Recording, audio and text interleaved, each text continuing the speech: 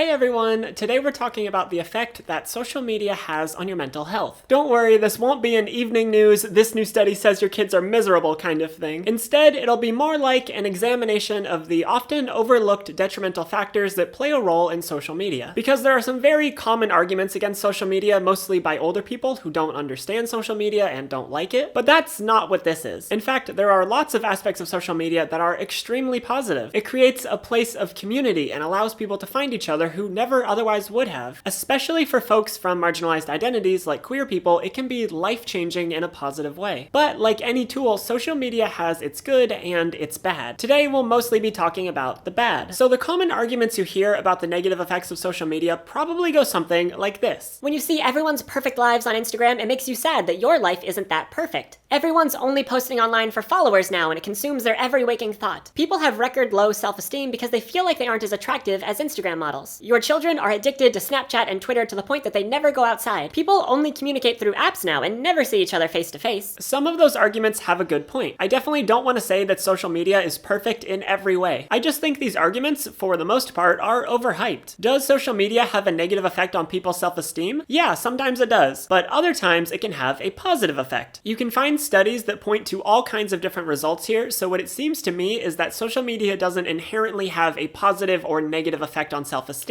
Instead, it depends on who you follow. When people follow celebrities with way more money than them who don't look like them, it can make them feel worse about themselves. But when people follow their friends and family and people who look more like them, social media doesn't have that same effect. In fact, following people who look like you can help your self-esteem because you can say, look, I think they're hot and my body is similar to theirs. And the wonderful thing about social media, as opposed to like media in general, is that you can choose to follow only people from certain niches who look like you. If you're trans, you can follow a bunch of trans people. If you're not thin, you can follow other people who aren't thin. If you're a person of color, you can follow other people of color. That way, you're seeing lots of people who look like you in a way that mainstream forms of media usually can't provide. Social media has the potential to help your self-esteem. It just depends on how you use it. And I don't want to put this solely on people who use social media. It's also largely influenced by what the algorithms of these social media apps are recommending to you. So there's definitely ways for social media to improve there, for sure. But I don't think it's the big bad evil that it's often hyped to be. And to briefly touch on those other arguments, I think that older generations will always be afraid of new things. When books came out, people thought they would cause everyone to stay inside and read all day. When TV came out, everyone thought the same thing. And now people are just picking on social media because it's the newest thing young people like that's popular to hate on. People still go outside. People still interact face to face. None of that is going away anytime soon. The only difference is now we have online ways of organizing to meet up in real life with people we actually like. So none of that, I would say, is the main reason social media is hurting your mental health. The biggest reason, honestly, is something that I see discussed sometimes, but not very often. It's the fact that thanks to social media, we're seeing so much depressing, negative, painful news day in and day out. Before social media came around, all this stuff still happened. Bad stuff has always happened, obviously, but before we didn't have a way of perceiving all of that at once. We'd read about it every now and then in a newspaper or see a couple stories about it on the evening news. Dealing with negative news stories is a fact of life, but social media has taken that and amplified it to its extreme. When you wake up and check Twitter, you likely see tons of stories about awful things that have happened in the world. All day as you scroll through, even if a lot of your timeline is positive, negative news stories are chipping away at you all day. Then when you go to sleep, they're likely one of the last things you see as you scroll through your phone before bed. A certain group's civil rights have been taken away. A terrible human has been appointed to a high political position. A person is raising money so that they can try not to die from a preventable illness. A war continues to be fought and civilians are killed. Most people see this stuff all over their timelines. And even when people don't see this stuff everywhere, they can feel guilt over not being informed enough about these things. So it's kind of a catch-22 where you're always miserable. Human brains aren't meant to deal with so much negative news at once. We can deal with bad things happening occasionally. We can have hope and we can see that there is good in the world. But negative stories so much more often make the news because they're more likely to be one-time events than anything positive, since positive things tend to happen more slowly over time. And then those negative stories evoke an emotional response in us and get us to share them, so they reach more people. And then we're all swimming in all this depressing news. And again, I'm not trying to say that it's social media users who are at fault here. We share things that tug at our heartstrings for good reasons. We want the world to know about negative things so that we can change them, because you can't change something you're unaware of. I think there's nothing wrong with wanting to talk about the bad stuff happening in the world so that we can fix it. But when all we see all day is a constant deluge of negative news stories, it can take a toll on our mental health. People may not want to admit it, but it's difficult to see so much bad stuff happening in the world and not feel feel at least a little down about it. For many, it can be debilitating. And really, I don't know what the solution is here. I think one piece of it could be adjusting social media algorithms, because large chunks of what we see now aren't decided solely by us, but by an invisible algorithm that guesses what will keep you on the app for the longest amount of time. Often they find that stories that evoke a strong emotional response do that the best, even if that response is anger or extreme sadness. But even if changes were made to the algorithms that show us the content we consume, I don't think that would fix everything. And so I don't have all the answers here. This video isn't about fixing social media, it's about how you can cope in a world where this is a reality. So what can you do? Well, the first major thing you can do is go offline more. I know I'm gonna sound like some anti-technology old person here, but going offline can be so beneficial. Not because you're tied to a screen or not getting human interaction or whatever, but because then you're not seeing all this terrible stuff all the time. And I think one of the best things you can do to cope with so much negative news is just to not see it. And I know that's hard. I know you might feel a lot of guilt about not always knowing everything that's happening. The only advice I can give you there is that you need to take care of yourself if you ever want to have an impact on these things in the future. If this stuff takes such a toll on you and burns you out, you won't be able to do anything about it. You need time to recharge mentally before going back out there. It's good to want to change the world for the better, but that's going to be hard to do if you lose hope. So I think a necessary part of fighting for change is taking a minute every once in a while to stop and take care of yourself. Go outside, don't go on social media, go hang out with people or play a sport or play video games or read a book or whatever you want. Just give yourself a minute to not be stressed out by every bad thing happening in the world. And secondly, find people that you can talk to about all of this. And by that, I mean find some good friends who understand what you're talking about and can help distract you when you need that. But also, find a therapist. Talking to a professional who knows about coping strategies and how to deal with negative news can be so